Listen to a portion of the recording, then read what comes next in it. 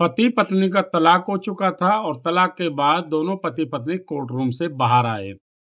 बाहर आने के बाद में पत्नी बस स्टैंड पे और ऑटो में बैठी और ऑटो में बैठ करके और बस स्टॉप के लिए निकलने वाली थी। पति पास आया, पति ने पास आकर के बोला कि अगर तुम चाहो तो क्या बस स्टॉप तक मैं तुम्हारे साथ चलूं? पत्नी ने बोला कोई बात नहीं। पति पत्नी दोनों एक ही ऑटो में बैठ गए और साथ में उनका 5 साल का बच्चा भी था। रास्ते में ज्यों ही ऑटो में झटका लगा, पति गिरने वाली थी, पाइप से टकराने वाली थी पत्नी, तब तक पति ने उसको सहारा दिया और वापस उसको अच्छे से बिठा दिया।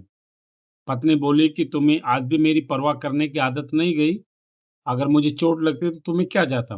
बोला कोई बात नहीं।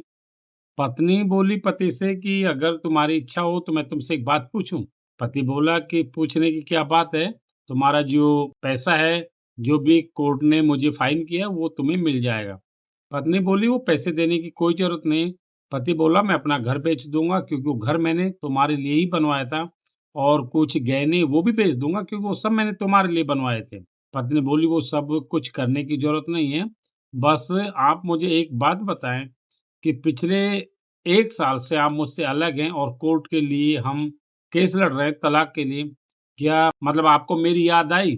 पति बोला कि तुमको क्या लगता है कि क्या तुम्हें मेरी याद आई?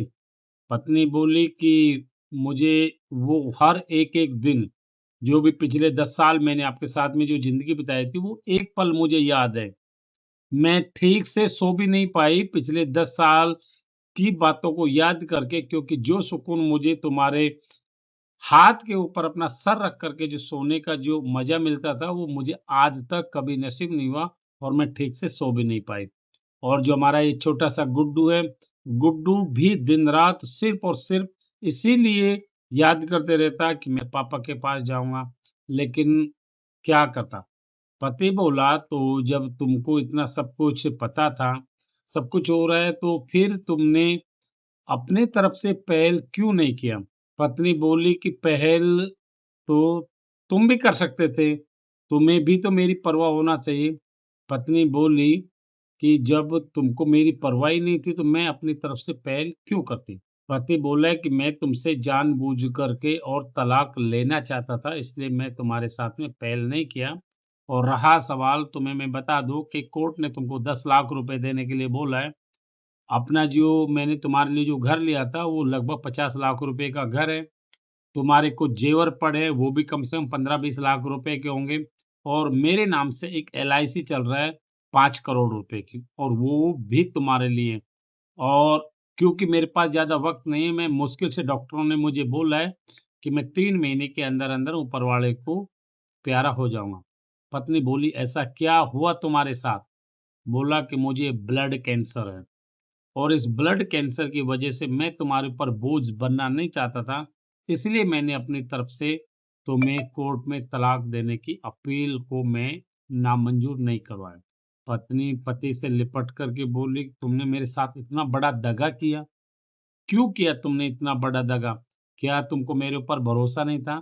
तुम एक बार मेरे पास फ़ोन भी कर सकते थे, क्या मैं तुम्हारे पास नहीं आती?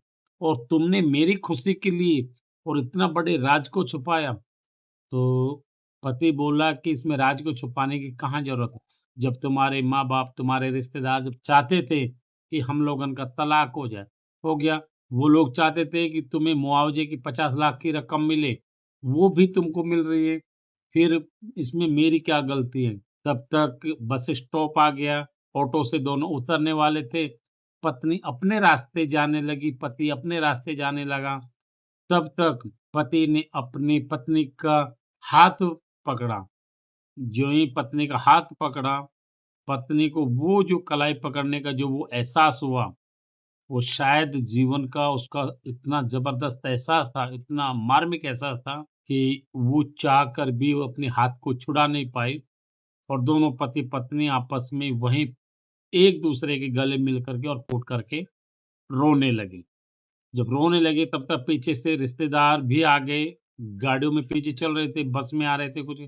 जब उन्होंने देखा कि ये तो दोनों वापस मिल गए, तो वो रिश्तेदार जिन्होंने तलाक करवाने के लिए सालों चक्कर लगाया था, वो सब अपने घर चले गए। और वो पति पत्नी को जब लगा कि ये सारे यार, रिश्तेदार, दोस्त ये मिलाने के लिए कोई नहीं है, लेकिन हमें एक दूसरे से अलग करने के लिए सालों हमारे पीछे पड़े रहे, हमें आर्थिक सहयोग भी करते रहे, हमारे लिए टाइम भी देते रहे, और लेकिन जब हम एक दूसरे से वापस मिले तो किसी के पास 2 मिनट का वक्त भी नहीं मिला कि हमें ये पूछने के लिए कि तुम वापस कैसे मिल गए। मैं इस वीडियो के माध्यम से आप लोगों से ये कहना चाहता हूँ, विशेषकर आज की युवा पीढ़ी से, कि जिंदगी आपकी है, लाइफ आपकी है। एक बार अगर आपकी लाइफ में अगर मियाँ बीवी के बीच में कोई मनमुटाव हो जाता है, एक बार बात करके ज़रूर देखना। शायद हो सकता है कि उन रिश्तेदारों के माध्यम से बात मत करना जो आपके बीच में तलाक का ज़रिया बनते हों। एक बार बात करेंगे तो आपको लगेगा कि आपकी समस्या उतनी बड़ी नहीं है, जितनी आप एक-दूसरे से दूर रहने की सोच रहे हो। बात अच्छी लगी हो तो इस वीडियो को ज़्यादा से ज़्यादा शेयर करिए। धन्यवाद।